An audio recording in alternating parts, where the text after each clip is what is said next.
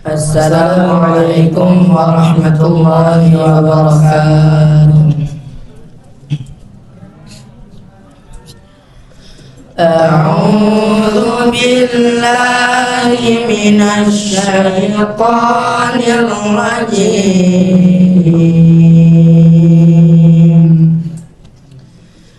Bismillahirrahmanirrahim.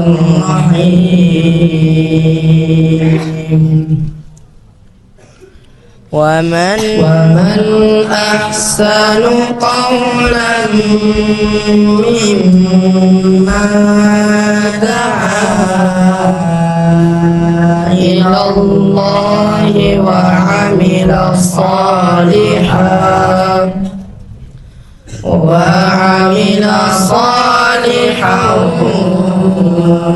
qala innani minal muslimin.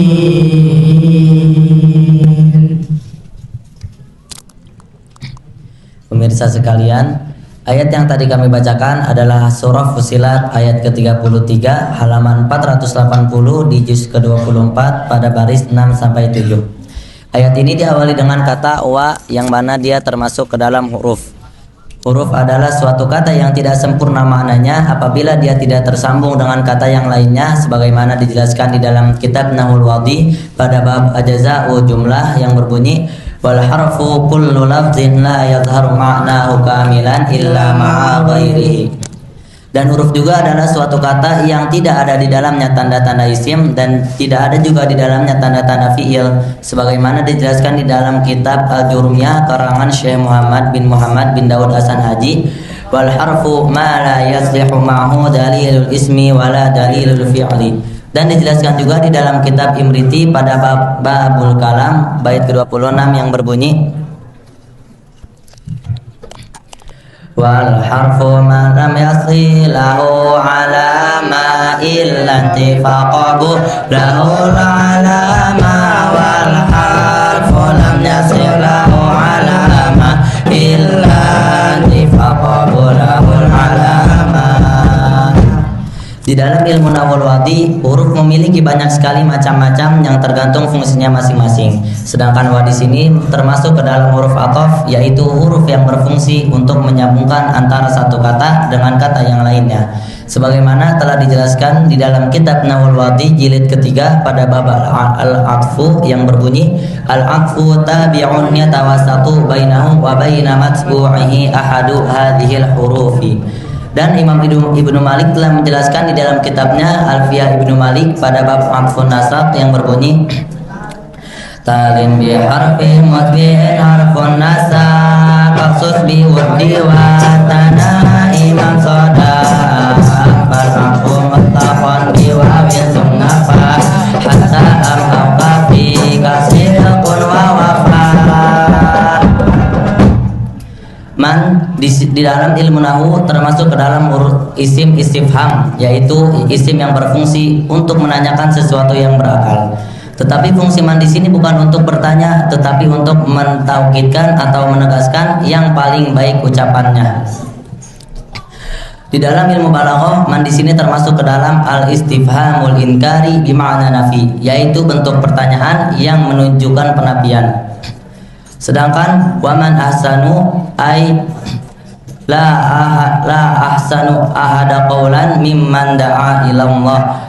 Sebagaimana ini dijelaskan di dalam kitab Tafsir Jalalain pada halaman 480. Dan istifham sendiri memiliki beberapa fungsi, yaitu litaukid, litashwik, dan lil mubalaghati fil madhi.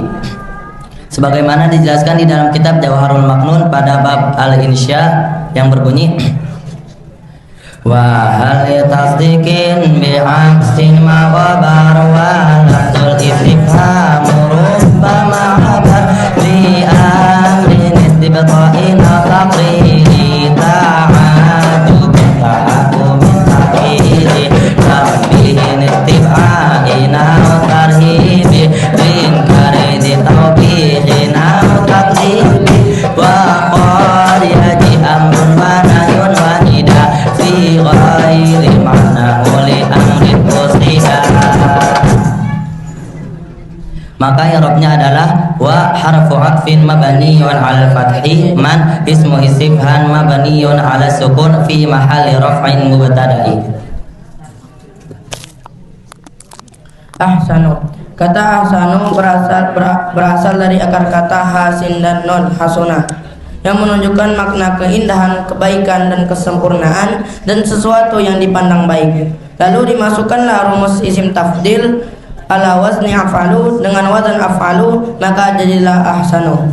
Isim tafdil digunakan untuk menunjukkan keutamaan yang lebih baik, sebagaimana yang dijelaskan di dalam kitab Alfiyah pada bab af'alut tafdil yang terdapat pada bait 496 sampai 497 yang berbunyi sugmin masukin min wali ta'ajjubi af'ala litabdili wa balizabi wa nabi ila ta'ajjubin usil limanit bihi la tabdili sil. Lalu di dalam kitab Nahul Wadi, kata ahsanu menempati posisi sebagai khabar mubtada. Khabar adalah isim yang menjelaskan mubtada, sebagaimana yang dijelaskan di dalam kitab Nahul Wadi pada jilid pertama yang terdapat pada bab al-mubtada wal khabar karangan Syekh Ali Jarim dan Syekh Mustafa Amin yang berbunyi al-khabaru ismun marfu'un yukawwinu ma'al mubtada'i jumlatan mufidatan. Lalu dijelaskan juga di dalam kitab Imriti pada bab al-mubtada wal khabar yang terdapat pada bait 76 sampai 77 yang berbunyi al-mubtada ismun rafuhu abadu al-kulli lazina milin mujarradu wal khabar ismun dutiqain usnida mutabi kan fil azihil mubtada. Maka i'rabnya ahsanu adalah ahsanu khabarun marfu'un wa alamatu raf'ihi dhammatun zahiratun fi akhirih. Qaulan posisinya sebagai tamis yang menjelaskan aspek dari ahsanu. Tamis adalah isim yang memperjelas kata yang masih samar, sebagaimana yang dijelaskan di dalam kitab Nahwati pada jilid 3 pada bab at-tamis yang berbunyi ismun yuzkaru li bayanil muradi min ismin sabiqin yasruhu li an turada bihi asya'un katsiratun. Dan dijelaskan di dalam kitab Alfiyah ismun bi ma'na min mubinin nakira yunsabu tamizan bima qad fassara kasibrin ardon wa qafidin murra wa mana wainin asalan wa tamra. Dan dijelaskan di dalam kitab Imriti ta'rifu husmin zunti sabi fassara li isbatin au zati jinsin qutira kan sabu zaidun araman wa qad ala qadran walakin anta a'la manzilah. Maka i'rabnya adalah qaulan tamyizun mansubun wa alamatun nasbihi fathatun zahiratun fi akhirih. Fathatain pada huruf lam bertemu dengan huruf mim yang merupakan salah satu dari huruf idgham bi gunnah, maka hukumnya adalah idgham bi gunnah sebagaimana yang dijelaskan di dalam kitab Tuhfatul Atfal pada bab ahkamun nun sakinati wat tanwin yang berbunyi wasani qamun bi sittatin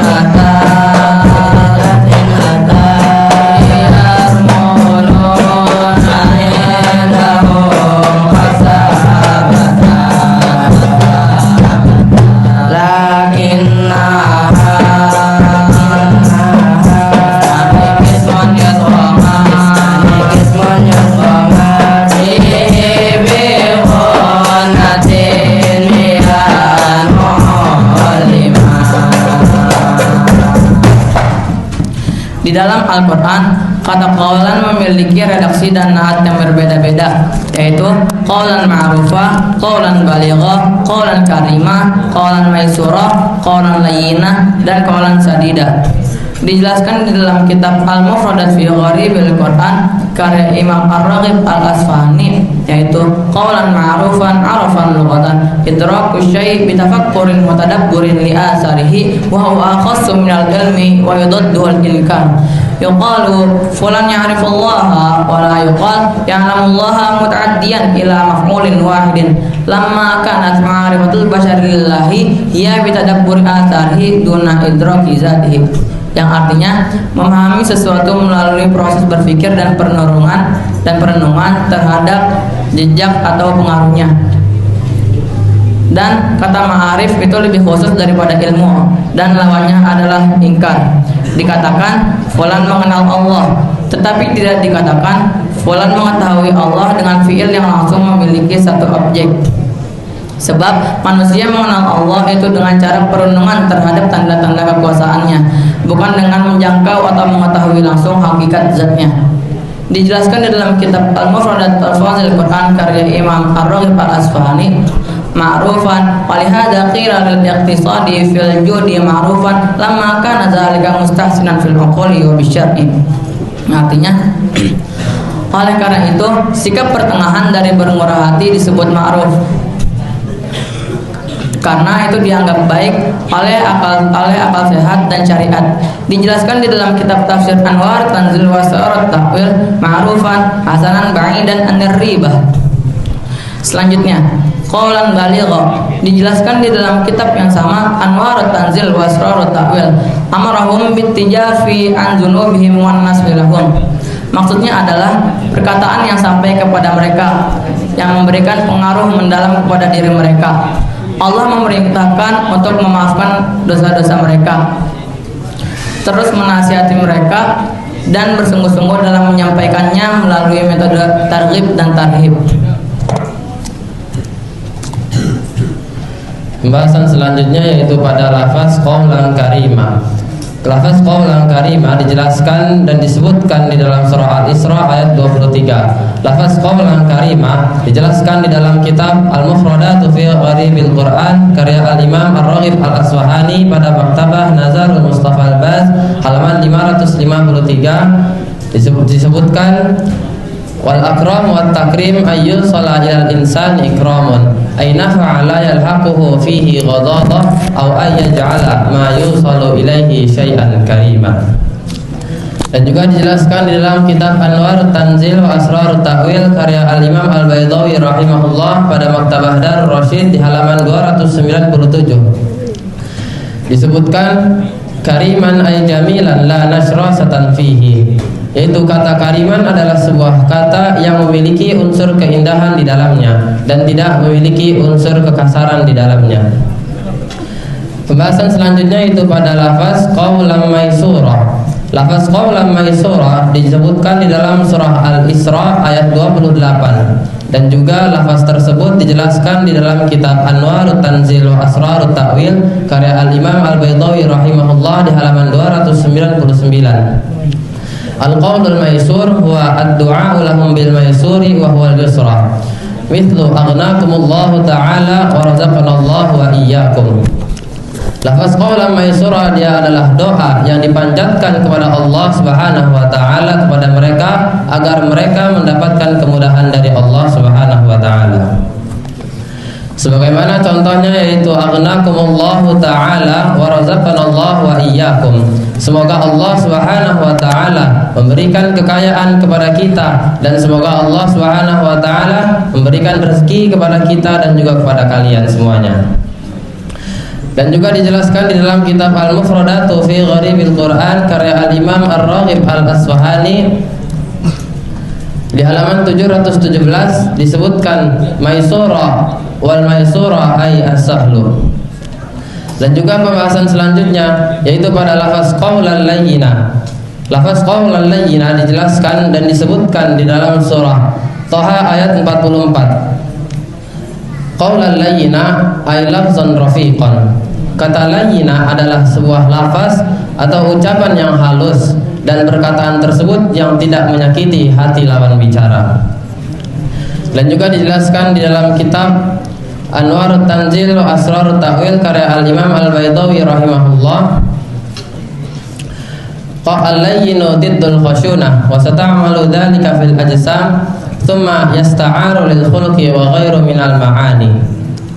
Kelembutan adalah lawan kata dari al-khasyunah, yaitu adalah kekasaran, dan kata tersebut digunakan pada benda-benda fisik, kemudian dipinjam secara majaz untuk menggambarkan akhlak dan makna-makna lainnya. Pembahasan selanjutnya pada lafaz qaulan sadida. Lafaz qaulan sadida dijelaskan di dalam surah Al-Ahzab ayat 70 dan surah An-Nisa ayat 9. Qaulan sadida dijelaskan di dalam kitab Zadul Masir Anit Tafsir karya Al-Imam Ibnu Jauzi rahimahullah di halaman 1140. Fihi arba'atun ahaduha shawaban qalahu Ibnu Abbas watsani shadiqan qalahu Al-Hasan watsalisu adlan qalahu Suddi warrabi'u qasdan qalahu Ibnu Qutaibah. Lafaz sadidan itu memiliki 4 pendapat. Pendapat yang pertama adalah pendapat Imam Ibnu Hasan rahimahullah, yaitu adalah shawaban. Lalu pendapat yang kedua adalah pendapatnya Imam Hasan rahimahullah, yaitu adalah shadiqan. Lalu pendapat yang ketiga pendapatnya Imam As-Suddi rahimahullah adalah adalan. Dan pendapat yang keempat atau pendapat yang terakhir adalah qasdan, yaitu pendapatnya Ibnu Qutaibah rahimahullah. Mimman. Menurut ahli bahasa, kata min merupakan lafaz yang digunakan untuk menjarkan isim setelahnya. Selain min, huruf jar ada banyak, sebagaimana disebutkan dalam kitab Alfiyah Ibnu Malik bab huruful jar yang berbunyi haka hurufal jarri wa yamin ila hatta wala sya'ata fihan ala mutmun durubal lam kaiwawun wata wal kafu wal bawala ala wa mata wa tohitus mundumut wa hatta wa kafa wal wawa wa rubba wata wa sud bimut wa mundu waktan wa biru munakaran wata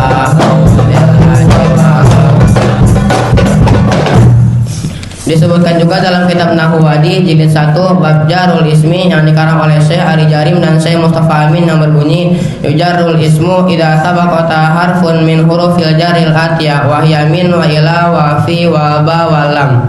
Maka i'rabnya min harfu jarrin mabniun ala sukun. Lalu man di sini adalah isim mausul yang bermakna alladzi. Isim mausul adalah isim yang digunakan untuk menyambungkan satu kata dengan kata yang lainnya sehingga menjadi kalimat yang sempurna. Sebagaimana disebutkan dalam kitab Alfiyah Ibnu Malik bab al-mausul bait ke-88 dan 89 yang berbunyi mausulul asma'il ladzil usallati wal ya'ida masunni ala tusbiti bal matalihi awlihil alama wa nunu itusdat falam alama. Disebutkan juga dalam kitab Nahwadi jilid 2 bab al-mausul yang berbunyi ismul mausulu ismul ma'rifatu yata'ayyanul maqsuda minhu bijumlatin ba'dahu tusamma silatan. Maka i'rabnya man ismul mausulu mabniun ala sukun fi mahalli jarrin ismul majrur. Lalu di kalimat ini terdapat nun sukun yang bertemu dengan mim, maka hukum tajwidnya adalah idgham bi gunnah sebagaimana disebutkan dalam kitab Tuhfatul Atfal bab ahkamun nun sakinah wa tanwin yang berbunyi wasani'il gomon bisitatin atat biar muluna indahum qad sabatat lakinna kismani kismun yudhoma ibihunatin bian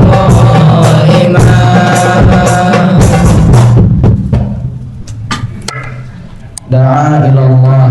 Dalam ilmu nahwu, kalimat da'a ilallah terdiri dari 3 kata, yaitu da'a sebagai fi'il madi, ila sebagai huruf jar, dan Allahi sebagai lafaz dalalah. kalimat da'a ilallah menempati posisi sebagai silah mausul. Apa itu silah mausul? Silah mausul adalah kalimat yang datang setelah isim mausul, yaitu man dalam frasa mimman, untuk menjelaskan siapa atau apa yang dimaksud oleh isim mausul tersebut.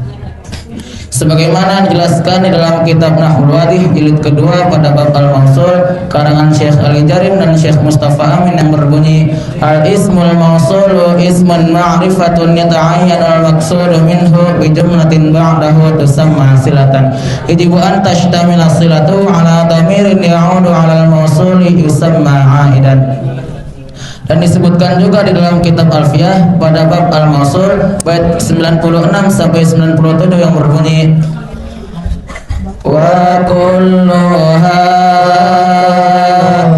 yalzamu ba'dahu silah ala dhamirin lahiqin mustamila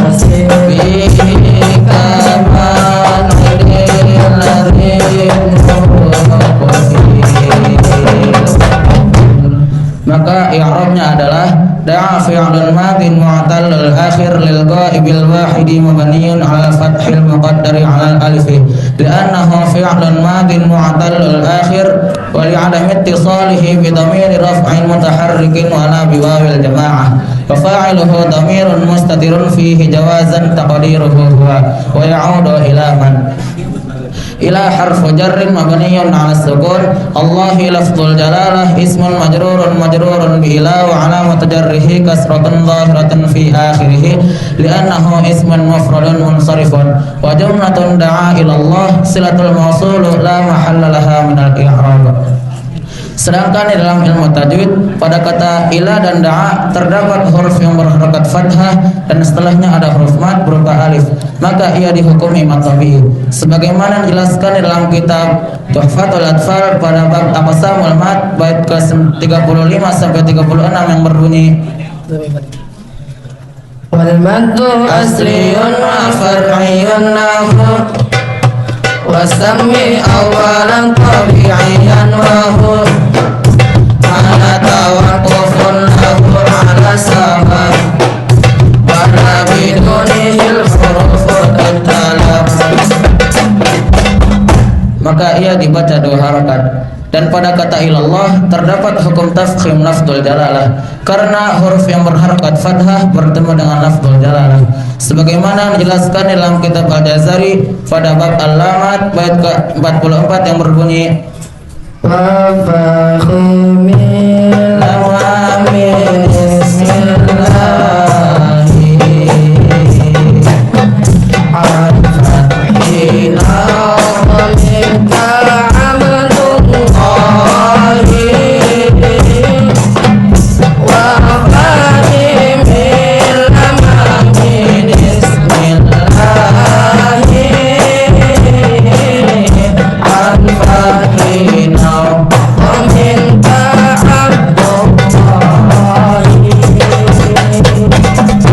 dan juga pada kaidah ilmu tajwid disebutkan yufakhamul lafdzul jalalati idza sabiqa bi fathi aw dhammi wa yuraqiqu idza sabiqa bi kasri. Dibaca tebal lafaz jalalah apabila sebelumnya berharakat fathah atau dhammah dan dibaca tipis apabila sebelumnya berharakat kasrah. Dan tafsir dari kalimat da'a ilallah dijelaskan di dalam kitab tafsir Al-Baghawi karangan Syekh Abi Muhammad Al-Husain bin Mas'ud Al-Baghawi yang diterbitkan oleh Dar Ibn Hazm pada halaman ke-1151. Maksud dari da'a ilallah adalah da'watu ila ta'atillah, yaitu seruan untuk taat kepada Allah Subhanahu wa taala.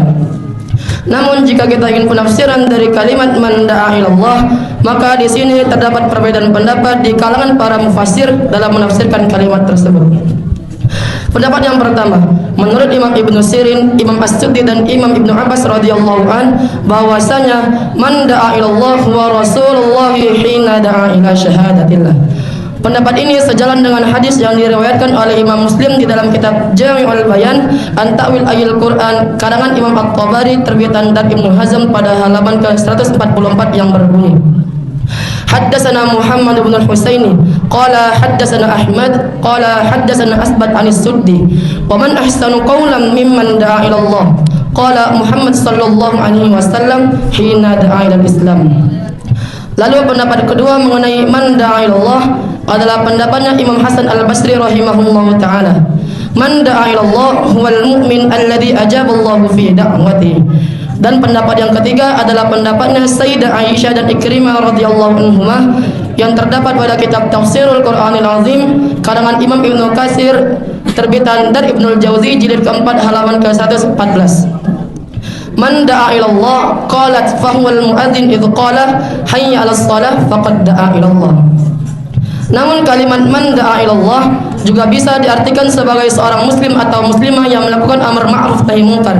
Karena pada dasarnya setiap muslim diwajibkan untuk mendakwakan Islam kepada orang lain, baik kepada sesama muslim maupun non muslim.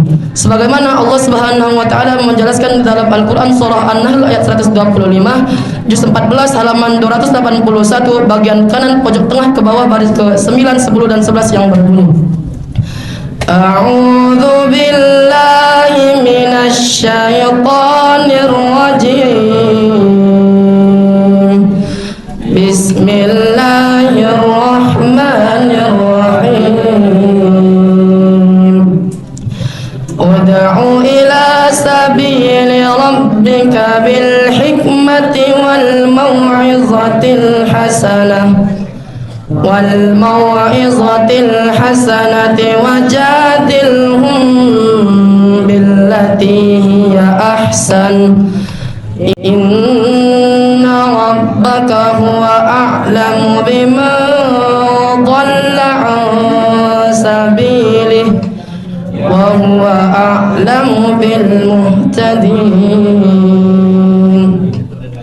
Di ayat ini Allah Subhanahu wa taala menjelaskan bahwasanya ada 3 thariqah cara penyampaian dakwah di dalam Islam. Yang pertama bil hikmah. Maksud dakwah bil hikmah adalah dakwah dengan menggunakan hujjah yang jelas, yakni hujjah yang qat'i maupun dhanni, sehingga menampakkan kebenaran dan menghilangkan kesamaran. Ini adalah qaul Imam Al-Baydawi dalam kitab tafsirnya Anwarut Tanzil wa Asrarut Ta'wil jilid ketiga halaman ke-195. Mufassir ternama seperti Imam As-Suyuti, Imam Al-Fairuzabadi dan Imam Al-Baghawi menafsirkan dakwah bil hikmah ay dakwah bil Quran. Dan juga Imam Ibnu Katsir menafsirkan dalam kitab tafsirnya jilid kedua halaman ke-591 bahwasanya al-hikmah adalah apa saja yang Allah Subhanahu wa taala turunkan berupa Alkitab dan As-Sunnah. Namun jumhur mufassir menafsirkan kata al-hikmah sebagai hujjah. Hujjah yang dimaksud adalah hujjah yang bersifat aqliyah, yakni hujjah yang tertuju kepada seseorang yang memiliki akal dengan kemampuan berfikir yang tinggi dan sempurna. Lalu thariqah dakwah yang kedua adalah bil mau'izatil hasanah. Sebagian mufassir menafsirkan kalimat tersebut secara global, seperti Imam As-Suyuti, Imam Al-Fairuzabadi dan Imam Al-Baghawi menafsirkan bil mau'izatil hasanah ay bil mau'izatil Quran. Namun Imam As-Suyuti dan Imam Al-Baghawi sedikit menambahkannya dengan al-qaulur raqiq, yaitu perkataan yang lembut. Imam An-Nawawi Al-Bantani juga mengatakan di dalam kitabnya Marah Labid Tafsir An-Nawawi jilid ke-1 halaman ke-516 sampai 517. Al-mau'izatil hasanati adalah tanda-tanda yang bersifat zanni dan dalil-dalil yang memuaskan akal manusia. Dan ada juga ulama yang berpendapat bahwa al-mau'izatil hasanati ay targhib wa tarhib, yaitu dorongan untuk melakukan ketaatan dan ancaman untuk meninggalkan kemaksiatan. Ini adalah pendapat Imam Al-Khazin dalam kitabnya Lubabut Ta'wil fi Ma'ani Tanzil jilid ke-4 halaman ke-124. Thariqah dakwah ini biasanya ditujukan kepada masyarakat umum secara umum yang akalnya masih bisa berpikir dengan baik dan memiliki kebiasaan yang cenderung lurus. Demikian pendapat Imam Al-Baydawi dan Imam An-Nawawi Al-Bantani. Lalu thariqah dakwah yang ketiga atau yang terakhir adalah jidal billati hiya ahsan, yaitu berdebat dengan cara yang baik. Jumhur mufassir memaknai jidal billati hiya ahsan secara global, seperti Imam As-Suyuti dan Imam Al-Fairuzabadi menafsirkan jidal billati hiya ahsan ay jidal bil Quran atau bi kalimah la ilaha illallah. Dan pada penafsiran lebih rinci kita akan mendapati perbedaan pendapat di kalangan para mufassir. Namun semuanya bisa dihimpun sesuai aspeknya masing-masing. Dan perbedaan tersebut dibagi menjadi 3 aspek. Aspek yang pertama adalah dari segi uslub atau cara penyampaian. Menurut Imam Ibnu Katsir, Imam Al-Baghawi dan Imam Al-Baydawi, jidal billati ahsan adalah debat yang dilakukan dengan perkataan dan cara yang baik dan lemah lembut, tidak dengan cara yang keras dan kasar. Lalu yang kedua, dari segi topik atau fokus debat. Sebagian mufassir menjelaskan bahwasanya jidal billati hiya ahsan adalah debat yang dilakukan semata-mata hanya untuk menyampaikan kebenaran pemikiran, bukan untuk menjatuhkan atau merendahkan lawan debat. Namun jika dalil yang dikeluarkan oleh kedua pihak sama-sama kuat, maka semuanya harus dikembalikan kepada Allah dan Rasulnya jika keduanya sama-sama seorang muslim. Sebagaimana Allah Subhanahu wa taala berfirman di surah An-Nisa ayat 59 yang berbunyi, A'udzu billahi minasy syaithanir rajim. Bismillahirrahmanirrahim. Ya ayyuhalladzina amanu atii'ullaha wa atii'ur rasul wa ulil amri minkum. Fa in tanaza'tum fi syai'in farudduhu ila Allahi war rasul in kuntum tu'minuna billahi wal yawmil akhir dzalika khairun wa ahsanu ta'wila. Lalu aspek yang ketiga adalah dari segi argumentasi. Jumhur mufassir berpendapat bahwasanya jidal billati ahsan mempunyai dua tujuan sekaligus, yaitu untuk menghancurkan argumentasi yang batil dan memenangkan argumentasi yang benar. Imam An-Nawawi Al-Bantani juga mengatakan bahwa tujuan debat adalah ifhamuhum wa ilzamuhum, yaitu untuk membuat diam lawan debat dan menyatakan kebenaran pada dirinya, sebagaimana debat yang dilakukan oleh Nabi Ibrahim alaihissalam dengan Raja Namrud. Thariqah dakwah ini biasanya tertuju kepada orang yang cenderung lebih suka berdebat dan membantah, yang tidak bisa lagi diseru dengan dakwah bil hikmah dan dakwah bil mau'izatil hasanah. Wa amila salihan. Waw pada kalimat ini merupakan waw ataf. Kemudian kata amila merupakan bentuk fi'il madi. Fi'il madi adalah fi'il atau kata kerja yang menunjukkan waktu yang telah lampau, sebagaimana dijelaskan dalam kitab Nahwul Wadi pada bab al-fi'lul madi, fi'lun madin wa kullu fi'lin yadullu ala husuli amalin fi zamanil madi. Salihan, kata ini merupakan maf'ulun bih. Maf'ulun bih adalah objek dari sebuah perbuatan, sebagaimana pula yang dijelaskan di dalam kitab Nahwul Wadi pada bab maf'ulun bih. Maf'ulun bih ismun mansubun waqa'a alaihi fi'lul fa'il. Jika amila adalah fi'il madi dan salihan adalah maf'ulun bih, maka kemanakah fa'ilnya? Maka di sini yang menjadi fa'ilnya adalah domir mustatir, yaitu domir atau kata ganti yang tidak terlihat dan tidak pula bersambung dengan fi'il. Lalu pada kata salihan terdapat huruf yang berharokat fathah dan setelahnya diikuti dengan huruf mad berupa alif.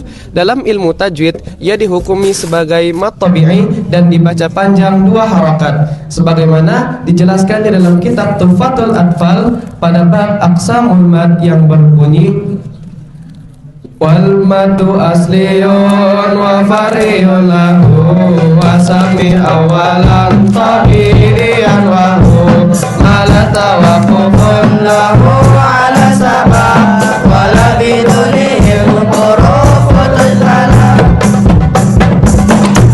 Dalam kitab Taisirul Karimir Rahman fi Tafsir Kalamil Mannan karya Syekh Abdurrahman bin Nasir As-Sa'di terbitan dari Ibnul Hazm pada halaman ke-715 dijelaskan makna dari wa'amila salihah adalah ma'ada'watihil khalqi ilallahi badirun wa binafsihi ila imtisali amrillahi bil amalis salihil ladhi yurdi rabbuh.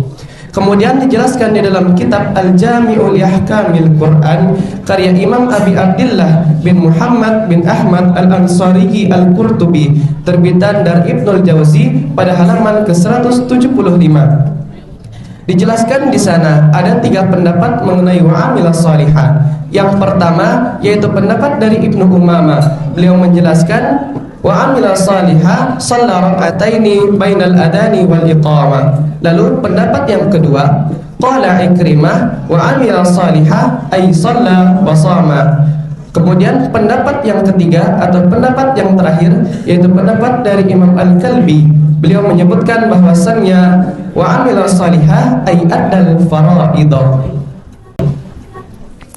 Wa qala innani minal muslimin.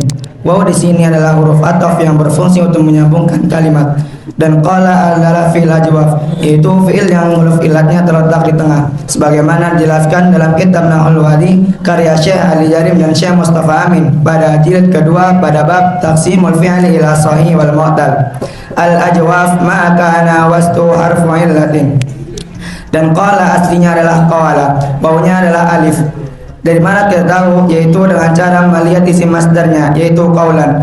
Lalu di dalam ilmu i'lal ketika ada waw sebelumnya fathah dalam satu kalimat maka diganti dengan alif, sebagaimana dijelaskan dalam kitab Qawaidul I'lal pada kaidah pertama yang berbunyi idza ta'araqatil wawu wal ya'u ba'da fathatin muttasilatin fi kilmataihima ubadilata alifan mislu sana wa ba'a aslu ma sana wa bai'a.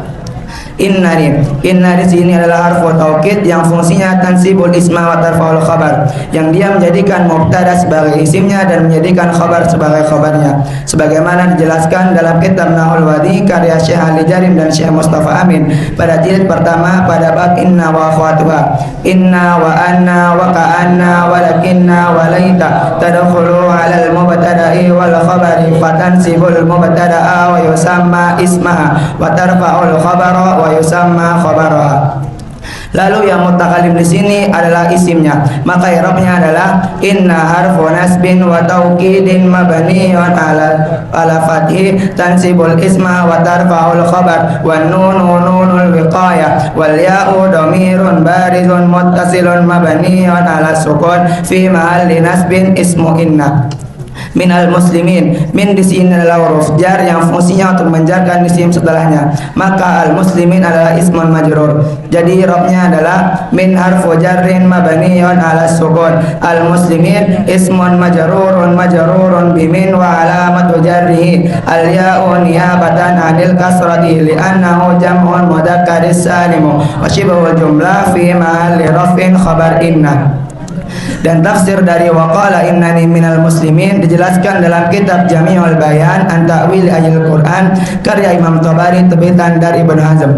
Ai innani mimman qada Allahu bit ta'ah wa dhallu lahu bil ubudah wa khasya lahu bil imani bi wahdaniyah.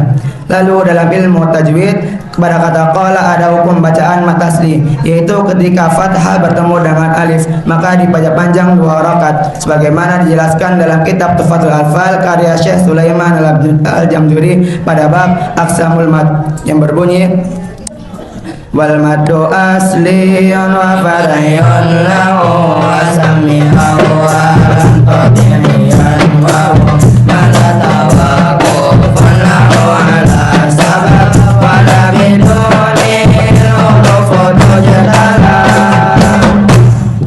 Lalu pada kata al-muslimin ada hukum alif lam al-qamariyah, yaitu ketika alif lam bertemu dengan huruf qamariyah maka dibaca jelas sebagaimana dijelaskan dalam kitab Tufatul Atfal karya Syekh Sulaiman Al-Jamzuri pada bab hukmul lamil al wa lamil fi'li yang berbunyi walamal la sami'a qamriya walamal ukhra sami'a syamsiya wa ayyuhanna lam fi'l qalaqa